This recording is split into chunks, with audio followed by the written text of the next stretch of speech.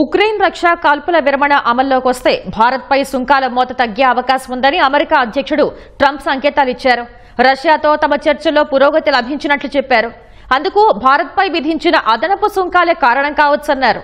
అయితే భారత్పై సుంకాల పెంపునకు విధానపరమైన నిర్ణయం కంటే ట్రంప్ వ్యక్తిగత అంశాలే కీలకం అనే విశ్లేషణలు వినిపిస్తున్నాయి.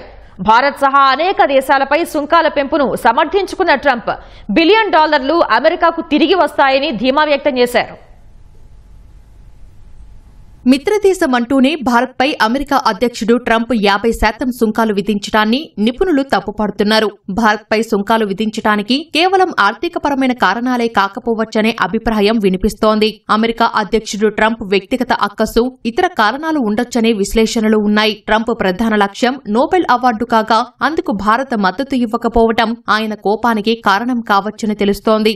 గతంలో ట్రంప్ ప్రకటనలు పరిశీలిస్తే ఆ విషయం అర్థమవుతుంది. ప్రస్తుతం భారత అమెరికా సంబంధాలు ఎన్నడూ లేని విధంగా కనిష్ట స్థాయికి చేరినట్లు వాషింగ్టన్ కేంద్రంగా పనిచేసే విల్సన్ సెంటర్ దక్షిణాసియా విశ్లేషకుడు మైకెల్ కూగ్లెమెన్ తెలిపారు. తన ఆధిపత్యాన్ని అంగీకరించని భారత స్వతంత్ర వైఖరి ఆయనకు కోపం తెప్పించి ఉండొచ్చని అభిప్రాయపడ్డారు. ముఖ్యంగా పాక్తో కాల్పుల విరమణ తన వల్లే జరిగిందని భారత్ అంగీకరించకపోవడం ప్రధాన కారణమని పేర్కొన్నారు. ఈ విషయాన్ని పాక్ అంగీకరించినందున ఆ దేశంపై సుంకాలను 29% నుంచి 19% తగ్గించటాన్ని మైకెల్ కూగ్లెమెన్ గుర్తు చేశారు. ఆపరేషన్ సింధూర్పై ట్రంప్ ప్రకటనలను భారత్ అనేకమార్లు తిరస్కరించటమే కాకుండా కాల్పుల విరమణలో మూడో దేశం ప్రమేయం లేదని పార్లమెంటు సాక్షిగా ప్రధాని మోదీ తేల్చి చెప్పారు.